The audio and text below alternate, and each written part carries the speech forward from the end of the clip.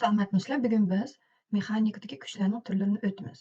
Oldin ala kuchning aniqligini aytib ketaylik. Kuch degani jismlarning o'zaro ta'sirlashishini ko'rsatadigan vektorlik miqdor.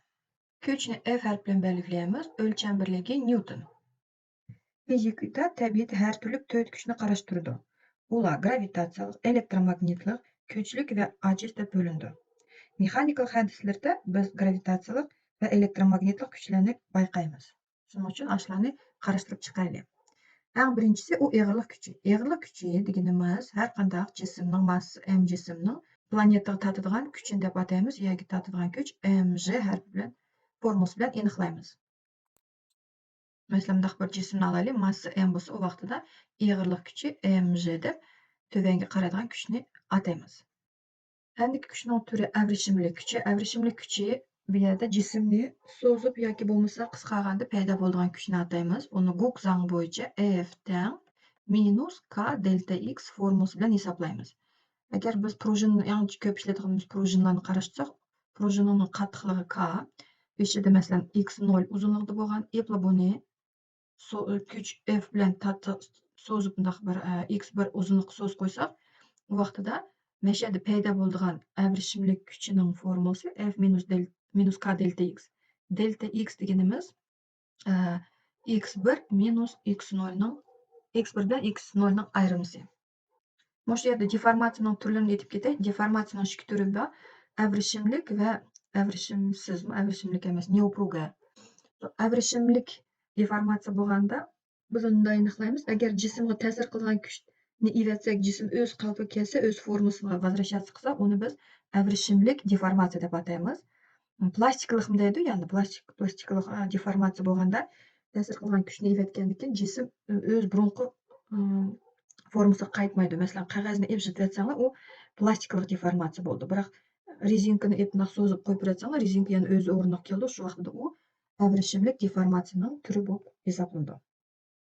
O'sha yerda endi yana prujinlarni bir-biriga parallelni va последовательное соединение degani bor. Birinchisi последовательное соединение qaraylik, K1, K2 bo'lsa, u chog'da masalan men F kuchi bilan tortsam, o'sha F kuchi har ikki prujinga birdek kuch ta'sir qildi. Shu vaqtda F kuch ta'sir qildi. Bu vaqtda birinchi prujinimiz delta x1 ga uzalsa, ikkinchisi delta x2 ga uzurdi. Bu vaqtida shu sila упругостиning formulasini ishlatsak, F teng deb yozamiz. Bu yerda kuchlar o'xshash bo'lgandan keyin F teng F1 F2 desak, F1 teng F2. Общее удлинение delta x'imiz teng bo'ldi.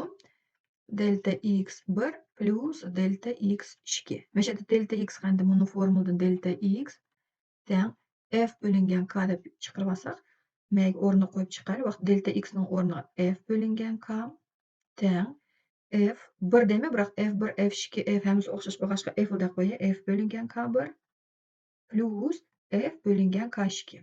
Bu yerdan F ni qisqartirib aytsak, bizning formulamiz chiqadi 1 bo'lingan K teng 1 bo'lingan K1 plus 1 bo'lingan K2. Mana shu formula orqali последовательно qo'shilgan ikki prujinning общий qattiqlik K-ni topa olamiz. Ikkinchi jag'dan men bilan chaplashtirib qo'yay. Parallel qo'shilganda bir prujinni bunday elib ikkinchisini bunday qo'shsak va F kuchi bilan tortsak, bu ikki prujin parallelni qo'shilgandan keyin qattiqligi K1 deb qo'yay. K1, K2. Ikkisi жестко соединен bo'lgandan keyin qanchalik delta x birga birinchi prujinni uzasa, ikkinchisimi shu delta x shu orliqqa uzildi. Shu vaqtda bu joqda bizda delta x teng delta x1 teng delta x2 deymiz. Vaqtda buni F'imiz bir bo'lgi birinchi prujinga ketadi, yana birisi ikkinchisiga ketadi. Shu vaqtda F teng F1 plus F2 deymiz. Bu yerda F ning o'rniga K delta x yazsak, F1 ga K1 delta x1 nolga o'xshashqa delta x ni yozib qo'ydim, plus K2 delta x. Bu yerda hamma delta x qisqartirib aytsak, parallel qo'shilgan prujinning formulasi chiqadi. U bo'lsa, ikkisining prosta qattiqliklarining qo'shindisi. Endi kuchning turi jismning salmog'i. Jismning salmog'i deb bunday bir jismni qarashtiraylik. Agar shu bir jism bir narsaning ustida tursa, shuning davich qilsa yoki bo'lmasa bir nimada issiqlik tursa, mana shu yerda jismning salmog'i paydo bo'ldi. Shu vaqtda jismning salmog'i deb Durustça aytganda, это сила, действующая на опору или на подвес dedi. Mana meyda paydo bo'lgan kuchni PP deb belgilab qo'yay. Agar jism turaqliq bir nimaning ustida tursa yoki bo'lmasa tamdimda patologda esib qo'ysak, u chog'da bizning jismning salmog'i mushu jismning eg'irlik kuchiga teng bo'ldi, mg.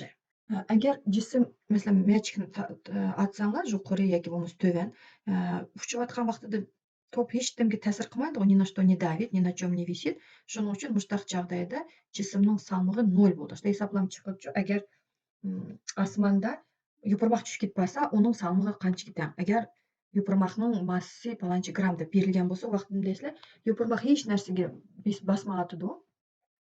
Shuning uchun во время полета yupurmoqning salmog'i 0 ga teng. Yani meşede lift yoki bo'lmasa kosmический kорабльlarni qarash tursak, bu yerda bunday bo'ldi. Masalan, liftni qaraylik. Liftning ichida sizlar tursizlar. Sizlarning massanglar m, albatta eg'irlik kuchi mg. U uningsiz nikak. Endi agar lift yuqori ko'tarilsa, a ishtiklish bilan u vaqtida bizning jismning salmog'i ko'paydi. O'sha vaqtida p teng bo'ldi m g qo'shilgan a. Har qachon вспоминайте liftga o'tirib yuqori 10-qavatga ko'tarilsanglar, bir qism sizlar nimishki mana inersiya bo'yicha birinchi etajda qolganlar keldi deb assotsiatsiya qo'ymay va sizlarning buni eg'irlik kuchinglar mg ga yana inersiya kuch ma tuvanga tatidi. Agar lift biroq равно ускоренно degan bo'lish kerak. Равно ускоренно a положительный bo'lsa. Endi равно ускоренно вниз bo'lsa, a положительный и jism tuvanga mangsa, u vaqtida salmoqning aziyatda bo'ldi m g минус a. То есть 10 etajni tuvanga ishlashsanglar, только если идет ускорение a. То есть buni chog'dayda bizda a положительный. A обязательно 0dan jiq bo'lishi kerak. Но вообще редко, конечно, но все-таки hisobladi иногда вверх, но равно замедленно desa, то есть sizlarning ускорениеңlar a salbiy bo'lib qolsa, u chog'da jismning salmog'ini m g minus a formulada hisoblaysizlar. Точно так же ustidan tuvan равно замедленно mangsa, qo'ymaydi 0. U chog'da salmoq teng bo'ldi m g plus a. Видите, наоборот bo'lib qoldi. Mdagi kuchning turi trakning reaksiya kuchi, bu endi Nyutonning qonunlari bilan aniqlanadi. Va trakning betiga har qachon perpendikulyar bo'ldi. Yo'nalishi har qachon perpendikulyar. Shu chog'da biz gorizontalni tekshirlikni olsak, menda bir jism m, tuvanga eg'irlik kuchi mg ta'sir qilsa, trakning reaksiya kuchini bunday yuqori yo'nalni направлять qilib n harfi bilan belgilaymiz. Yantu tekshirlik bo'lsa, u chog'da mushu yantu tekshirlikka perpendikulyar bunday yuqori qaraydi n. Yerda endi давайте eg'irlik kuchini ko'rsatib ketay. Menda mg tuvan, yantu tekshirlikning bo'limi alfa deb qo'ysak, u vaqtda mush mg ning bir komponentisi yantu tekshirlik bo'yi bilan birisi yantu tekshirlikka perpendikulyar ta'sir qildi. Endi uni aniqlash uchun men bunday deymiz, buni perpendikulyar yurgazsak, men 90 gradus tik bo'lib qolibdi. Alfa 90 bo'lsa, meni beta deb qo'yay. В целом buni ichki kuch o'zaro perpendikulyar, shuning uchun alfa plus beta 90 bo'lsa, buni bo'lum beta bo'lsa, vaqt mayig'idagi bo'lum alfa chiqadi. Vaqtida buni komponentimiz вдоль наклонной плоскости men перерисую. Mushu bo'lumning qarama-qarshi yotgan kateti, shuning uchun qarama-qarshi katet bo'lg'achqa mg sinus alfa ko'paytimiz. Perpendikulyar tushgan kuchning formulasi mg kosinus alfa bo'ldi. Endi vertikal bir tekshirlikni qarashsak, masalan, mayda biz bir f kuchi bilan tutib tursak, bu vaqtida mesha nima mayga qaraydigan reaksiya paydo bo'ldi. В общем, o'sha trakning reaksiya kuchi har qachon qandaqli tekshirlik bo'lmasa, shuningga har qachon perpendikulyar bo'ldi. Yana bir joyda, masalan, bunday bir lestnitsani biz tomga tira qo'ysak, vaqtida mayda reaksiya kuchi n bo'ldi, mayda reaksiya kuchi n bo'ldi. Ular опять mushu tekshirliklarga perpendikulyar. Jipning kerilish kuchi u qachon paydo bo'ldi? Agar biz jipga bir yukni ilib qo'ysak, yukning как обычно tuvanga eg'irlik kuchi tatidi mg, shuning uchun mayda buni jipda kuch paydo bo'ldi. Kerilish kuchi uni biz fk deb yozib qo'ysak bo'ladi. Mushu joydagi kerilish kuchi eg'irlik kuchiga teng bo'ldi. Bir jip yaxshi tutmaydi desam, u vaqtda ikki jip ilib qo'ysanglar, har bir jipda tuvanga tatidi mg mayda kerilish kuchi paydo bo'ldi. fk deb qo'yay. Bunda special bir formulasi yo'q. Joydan joyga o'zgardi. Masalan, mayda просто mg bo'lsa, mayda FK, FK bunlar o'xshash bo'lsa vaqtida mayli sinus kosinus deb keyin chiqarmiz hisoblanadi. Arximed kuchi bu kuch bizda suyuqlikqa patrilgan jismda paydo bo'lgan kuch.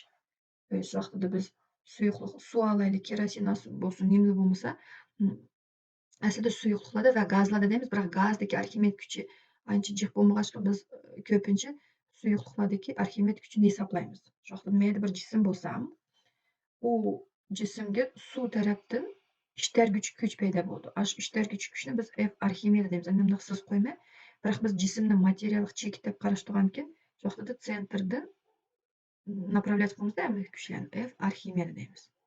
Formulasi uni rho G V buni только hajm bu yerda именно suvga patirilgan. Suv betidagi deb qo'y, vaqtida bu yerda qo'y.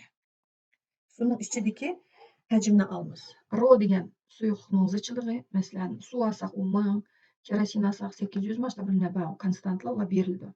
G erkin tushish tiklashi va buni venda qo'ydim o'sha. Endi bu yerda 3 условия bor. Условия jism suvning bo'yida uzib yurishi mumkin, suvning ichiga petib ketishi mumkin yoki bo'lmasa eng ostiga tushishi mumkin. Uni условия плавания tela men birga yozib qo'yay.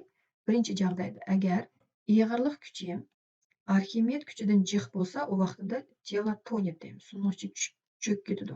Ikkinchida agar ig'irlik kuchi Arximed kuchiga teng bo'lsa, u vaqtida jism mushu suvning ichida daxlaylab uzib yurdi.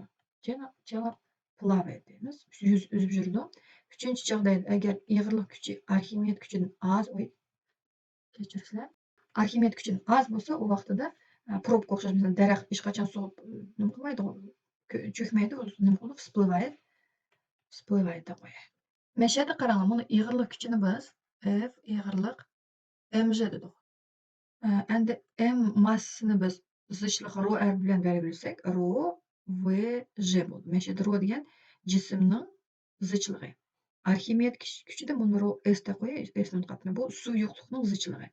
Endi men F ig'irlikqa rho v g ni yozsak, F Arximedga rho g v ni yozsak, мы видим bir связь. То есть ig'irlik kuchi emas, zichlik orqali selishtirsak bo'ldi. Megazma. Agar jismning zichligi suyuqlikning zichligidan jiq bo'lsa, jism cho'kib ketadi.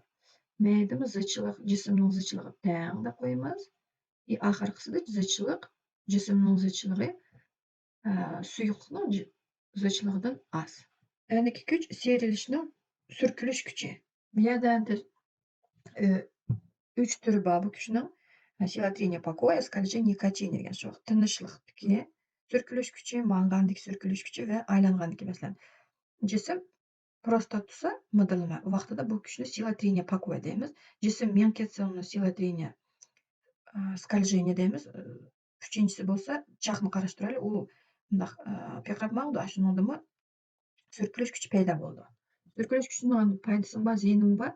Uni 7-sinfda o'tib ketgan tamam. Misollarcha internetga ko'rsanglar bo'ldi. Qisqacha aytib ketsam, shu surkilish kuchi bo'lmagan bo'lsa, biz вообще yerda ma'lumot o'z o'rnimizdan turib bir yoqqa qo'zg'alib menish tez bo'ladida. Masalan, muzning ustida menish tez bo'lsa, u yerda surkilish kuchi oz. Endi kuchning ziyoni bo'lsa, masalan, mashinaning ichidagi detallar piqraverib surkilish kuchi o'sha yerda nima qildi? Получается, уже изнашивание деталей bo'ldi. Shu vaqtda shu surkilish kuchining negativ tarafi deb hisoblanadi. Shunaqa jiq primerlarni keltirsak bo'ldi. Sentrga tortquchi kuchi deydi. Bu yerda biz kinematikada bir qarash turib chiqqandik. Agar jism bir xil bir ildamlik bilan chambar bo'yi bilan mangsa, u yerda sentrga tortadigan tiklishish paydo bo'ldi.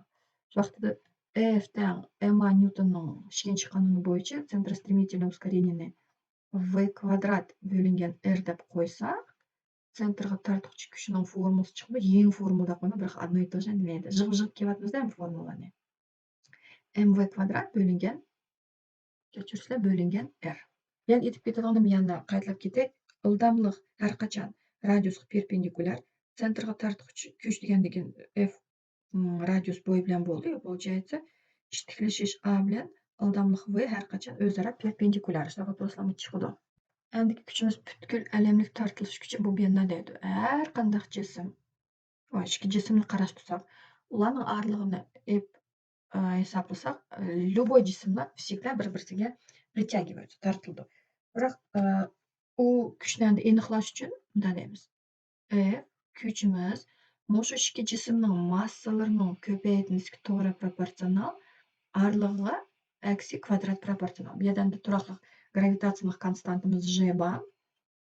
U bosimi 6,67.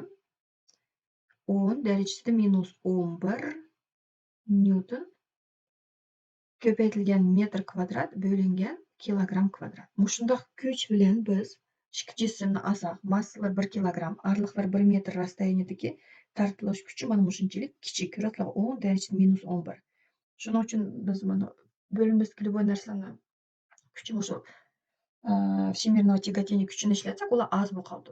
Sababi buni konstanta J'imiz kichik. Biroq yo'g'on planetalarni qarashsak, Ay masalanda, Ay yerning atrofida ayda qo'ya, Ay yerning atrofida piqirab maqdi yerning. Shu vaqtida mushu ikkisining orasidagi притяжение kuchini hisoblasak, уже xil yo'g'on san chiqadi.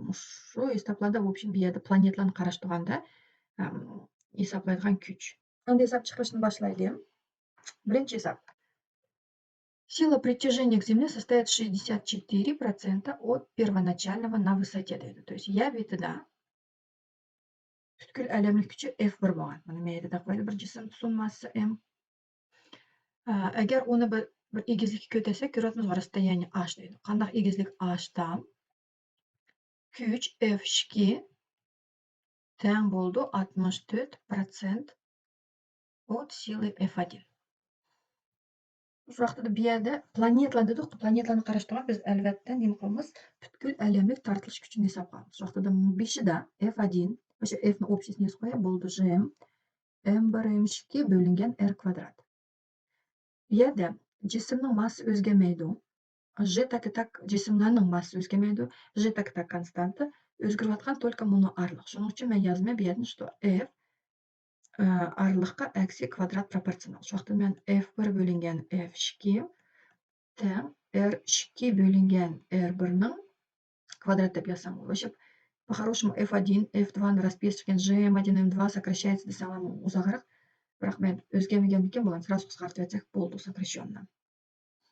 O'rni qo'yib chiqaylik. F1 bo'lingan F2 ga 64,064 deb yozay. Да, R2 это расстояние qarang. Buni расстояние радиус Земли bo'lgan, а мы еще поднялись на h. Это важно.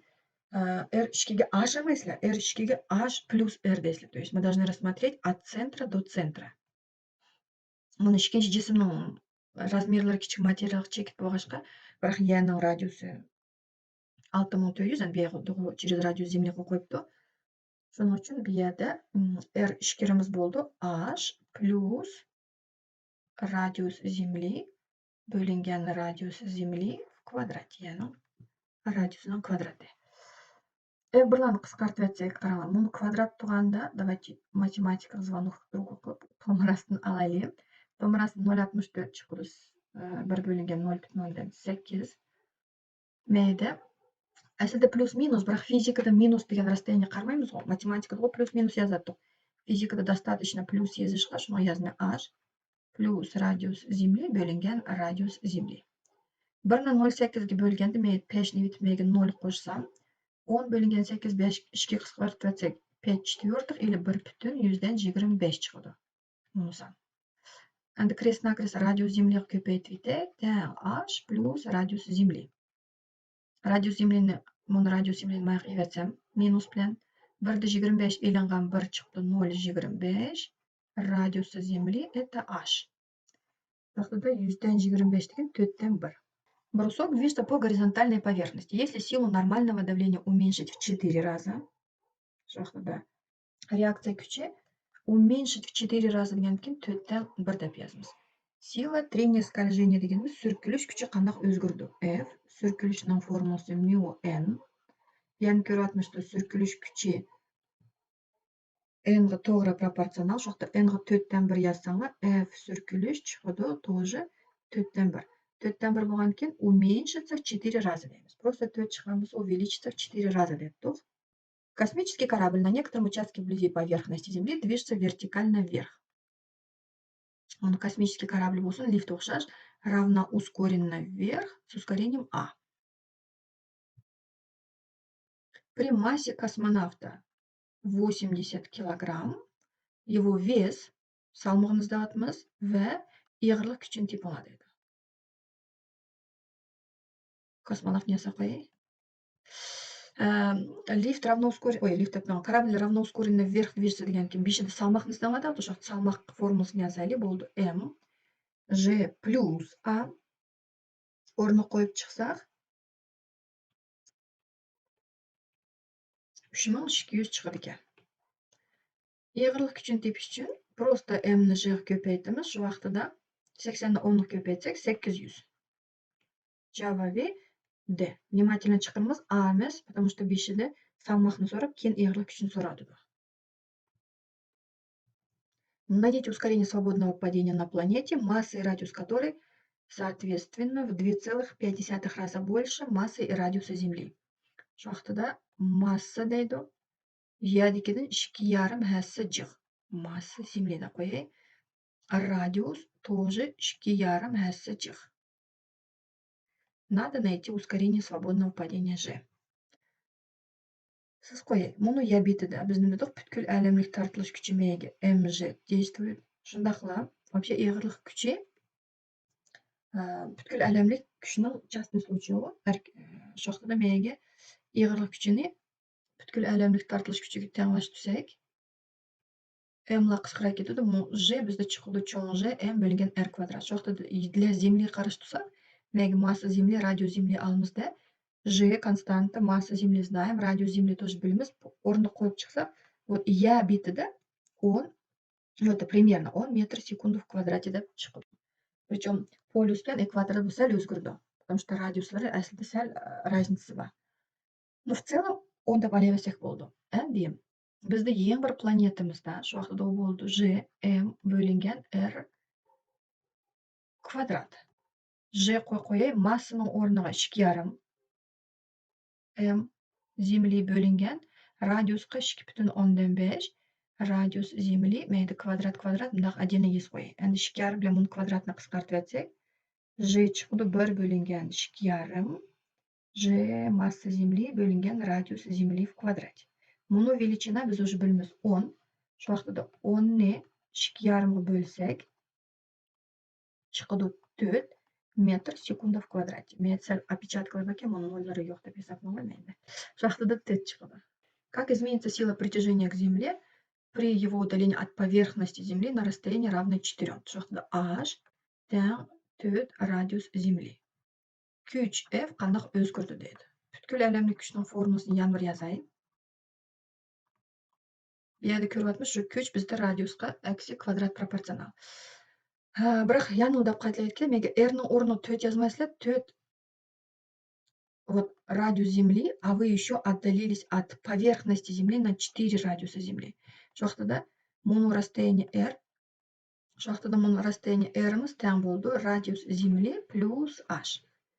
F şu вақытыда пропорционал 1 бөлінген R Земли плюс H-ның орныға 4 радиуса Земли yazсақ, 5 чықуды, 5-ні квадратлайтсақ, 1,25 чықуды.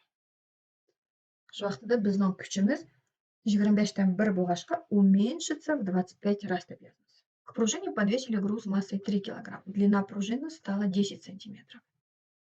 Длинаны x1 да қояйын.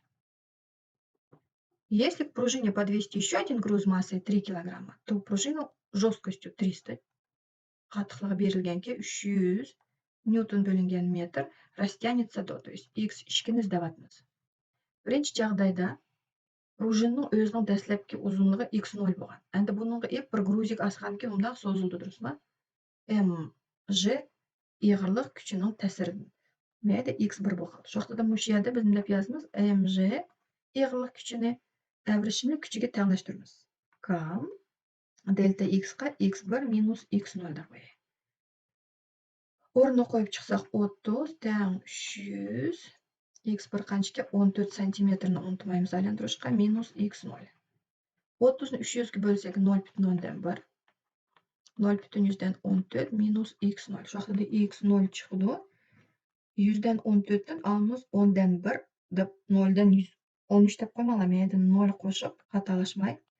14'tün 10 nevetsaňlar 0,100'dan 4. Aşlıq kelip bir hatalar geçýän mümkin. Metr. Teper ändiki biz nima qıpdymyz? Moşu prujinyny şiktal jühni qoşdyk. Şiktal jühni qoşganken ýygyrlyk küçigimiz 2 mj bu ketidi. Meýil peýda bolgan äwreşimlik küçi F teň boldy K x2 minus x0. Bizim maksatımız x2'nin tepiş. Oruna koyup çıkar sırası meyde. Massa 3 dostu 3. 2 köpeytetsek 6. 60. Meyde 300. X2 bilme 60. X0. 0,100'den 4. 60'ını 300'gü bölüp etsaňlar. Meyge soy 60 bölüngen 300. 0,0 kısqara ketidi. Meyden 3'gü kısqartyp etsek 0,10'dan 2 çıkıdı. 0,10'dan 2 teň x2 minus 0,100'den 4. Şoxta da x2 teň minus 0,4 plus bilen kelse, opet mege 0 qoşup goýaý. Şoxta 20 ге 4'ni qoşsak 24. Пружина с коэффициентом жесткости К 100 килоньютон на метр. Под действием некоторой силы удлинилась на. Она удлинилась на дейду, шоxta da уже bu дельта x. Әбәк есапта стала равна 5 сантиметр дегенде, ортада конкретно x1, x2'ler berilgende. Bunu hesapta bolsa уже дельта x berilgen. Дельта x 5 сантиметр. Каков коэффициент жесткости другой пружины, которая под действием той же силы, то есть күчләр окшашкен, удлинилась на 1 сантиметр. Şoxtada k1 дельта x birday tepişimiz gerek дельта x 2'ni. Kechirsa дельта x 2 berilgen 1 сантиметр. Tepiş gerek k 2'ni. Endi äwreşimlik küçüni Gauss kanuny boýunça F teň minus k delta x deymiz. Подставляем küçler okşaşmaganken k1 delta x1 minus minusla kısqara ketdi. Meýde kaldy k2 delta x2. Meşen k2'ni çykyryp alaýyn, beýle oňay eken. Sanlaryny ornuna koyup çyksak 100 kilonewton deydi. 10 derecesi 3 delta x1 5 santimetrde 5 köpeytilgen 10 derecesi minus 2 bölüngen 1 santimetr 10 derecesi minus 2 metr aylandyrat. Bunu kesir baş kısqara ketidi, ne обязательно переводить. Kaldı 100 000. 100 000 degenimiz 100 kilonewton na metr. Gitarını, любой bir muzikalny instrumentni oynaganda da strunasyny biz tatganda, nem kıldı bir avaz çykmady potom boldu. Hazır biz пока что aşı deformasiýanyň qanday türi deydi berdi. Deformasiýanyň iki türi boldy. Упругая и пластическая. Şoxta da gitaranyň strunasyny tatyp koyup beretkenki struna öz ornuny keldi, üzülüp ketmedi. Üzülüp ketse bu plastiskiy bu ketidi. В целом üzülmegeçke biz bunu упругая деформация dep ataýmys. Aş türkiýe keltirimiz пример. Сравните силу тяжести, которая действует на два одинаковых по размеру деgenki V1 teň V2, сделанных из мрамора и алюминия. Ýygyrlyk küçüniň formulasy mg. Ýa-da massyny ornuga ρ V dep ýazsak, ýa-da bizniň jürek formulasynda zıçlyk ρ, u massynyň hajmine nisbeti meşen m teň ρ V. ρ Vj. Hajm okşaş deydi, j тем более okşaş, получается ýygyrlyk küçi zıçlykka togry proporsional. Garaňyz zıçlyklar okşaýdy, значит, ýygyrlyk küçleri demek okşaýdy, okşaş. Найдите силу, с которой нужно тянуть тело массы m, чтобы оно двигалось равномерно. Мушу важно равномерно degenken bir xil ýa-da iştikleşişi nolga teň вверх. Вверх degan naqby şu f küçü bilen tatymyzken. Трение можно пренебречь. Hana ýaxşy. Sürkülüş küçü ýok пока что. Угол ýan tütekşilikniň buluny альфа. Şu как обычно ýygyrlyk küçüni köstey, направленная вниз к центру Земли deymiz. O mg. Onuň bir komponentisi mg косинус. Kechirse kosinus alfa. Ýan tütekşilikniň boýundaky komponentisi mg sinus alfa. Newtonyň ikinji kanuny ýazsak, summa в себе bir neçe güç bolganki summa degan znakny ýazymyz, emma ускорение 0 bolganki summa всех сил равна 0 deymiz. Şoxta da jogary güç f tatydy, tövän tatydy mg sinus alfa. Sürkülüşi ýok. Şoxta da f teň boldy mg sinus alfa. Katyklykyň коэффициент жесткости данного куска проволоки равен k, чему равен коэффициент жесткости половины этого куска. То есть bizde bir kusok бүтүн bolgan. Durusmy mıdak? Onu biz ровно oturdan bölmez ve muşunyň общий katyklygy k bolgan beşide. Endi biz ikkisiga bo'lib etdik. Давайте uni men menga K1, K1 deb yozib qo'yay. Bular o'xshash teng bo'lingach bular o'xshaydi deymizda. Va mushu qattiqlik K tepishimiz kerak ekan, K1 ni. Bu yerda mushu ikki prujina bir-birisiga последовательно qo'shilgan, последовательно qo'shilganda 1 bo'lingan K teng 1 bo'lingan K1 plus 1 bo'lingan K2 deymizda. O'rniga qo'yib chiqaylik. K1 ham K2 o'xshash bo'lganki men K1 deb qo'yay. Bo'ldi 2 bo'lingan K1. Крест-накрест ko'paytirsak, K1 teng bo'ldi 2K. То есть чем меньше пружины, тем сложнее ее сжать. Qattiqlik o'sadi. Динамометр, находящийся на полюсе Земли, показывает 27 ньютонов. Yani siz qo'y, buni polis demaydi turibmiz. Dinamometr degan pribor kuchni o'lchaydigan shu vaqtda polusniki meniki kuch F1 27 newtonga. Endi biz E bilan bundoq bir ketsak, buni bir tutsak, yerdan на высоте равная 2 радиусам. Meya 2 radius Zemli egizlikka ko'tarilib, mana shu yerda dinamometrimiz bilan juftning kuchini o'lchasak, qanchaga teng bo'ldi? Eg'irlik kuchi bizda aniqlikqa aksiy proporsionalda to'xtasmi? J m1 m2 bo'lingan r kvadrat. Butkul tortilish kuchidan получается f2 bo'lingan f1 teng r1 bo'lingan r2 ning kvadrati. Bular o'zgarmaydi, поэтому qisqartirib turmiz пока что. Shu vaqtda f2 teng f1 ko'paytirilgan r1 bo'lingan r2 ning kvadratiga. Sanamni qo'yib chiqaylik. 27 ko'paytirilgan r1 это радиус Земли, r da qo'yay. r2 M'dan M'gacha, то есть начало O'dan buni B точкasigacha buni aniq 2r emas 3r. И это все в квадрате. 3 ning kvadrati 9, r lar qisqarib ketadi. 27 ni 9 ga bo'lsak 3 chiqadi. Брусок массы 400 грамм. Mana bunisi M1 da qo'yay. Под действием груза массы M2 проходит из состояния покоя V00 путь 80 сантиметров за время 2 секунды. Найдите коэффициент трения. Сürkülüş koeffitsiyentini tepishimiz kerak. Mu. Yozib chiqaylik kuchlarni. M'da tovangi tortadi M2J, M'da M1J. Jipning kerilish kuchlari T da qo'y. Bu yerda niti невесомая, но buni T lar o'xshash. Сürkülüş bor, сürkülüş jism tovangi mang'anki сürkülüş всегда против движения. То есть bu yoqqa F sürkülüş paydo bo'ldi va ya'ni bizda trakning reaksiya kuchini ko'rsatib n yuqorida. Sila reaksiya pori n. Так, shu vaqtda Newtonning ikkinchi qonuni F teng m deb yozaylik. Bu yerdan qanday kuchlar ta'sir qiladi qarang. Tovangi tortadi m2j. Yuqori tortadi t, поэтому minus t deb yozdim. Buni t tovangi tortadi plus t. И еще против движения F sürkülüş бар. Minus F sürkülüş teng m. T lar qisqarib ketsa qoldi m2j minus F sürkülüş deganimiz mu n. Bu yerda buni n'imiz m1j ga teng, поэтому m1j deb qo'yaylik teng m. Biz mushu koeffitsient mu tepishimiz kerak.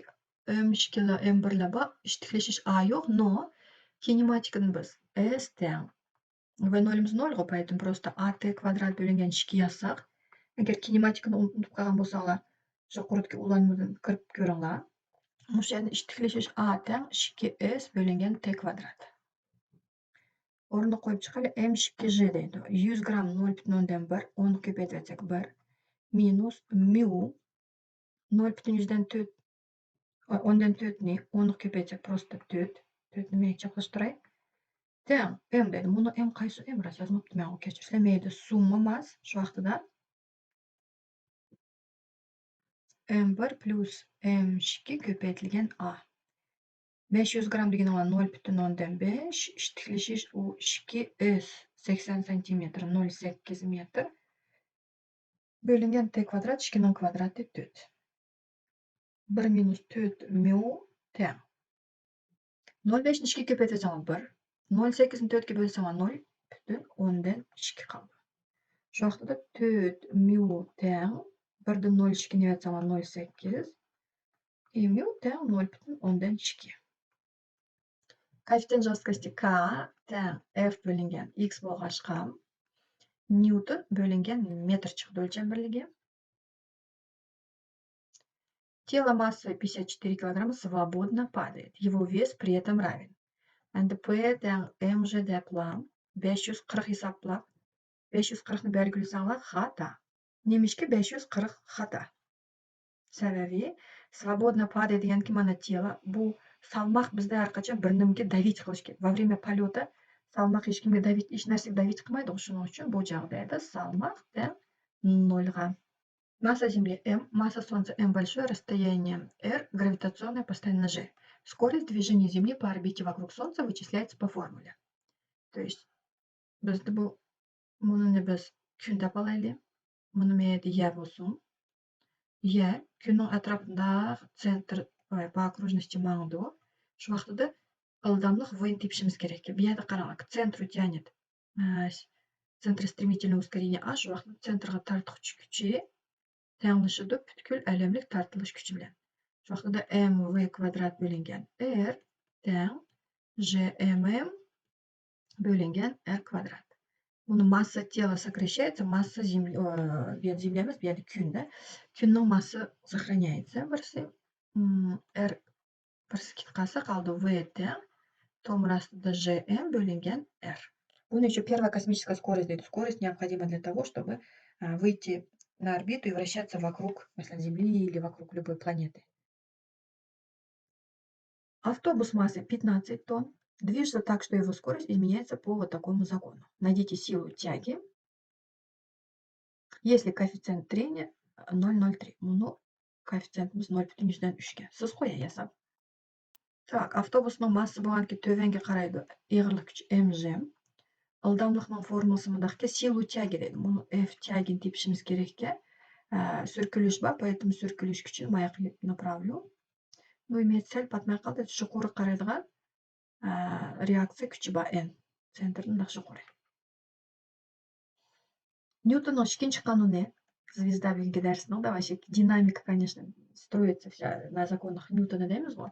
Shu f teng ma formulasini yozamiz. Bu yerda qarang, buni сила тяги tatvatgan kuch f как раз таки biz izlayapmiz.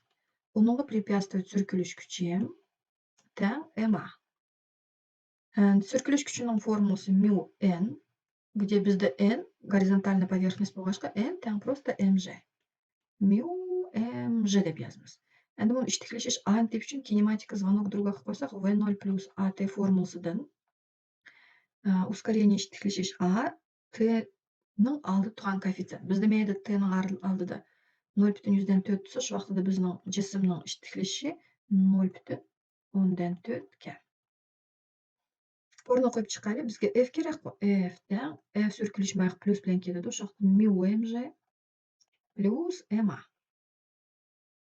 Raqamlarni qo'yib chiqaylik. Mu 0,3, 15 tonna 10 derecesi 3, g bizda qancha? 10, m опять 15. Endi skopni tekshirib chiqarsam bo'lib ekan ularni. Ishtiklashish 0,7. 0,3 ni 10 ga ko'paytgan 0,3. Buni 15 10 ning kubi 15 10 ning kubi o'xshagan ekan, нам достаточно buni 0,3 ga. Voy.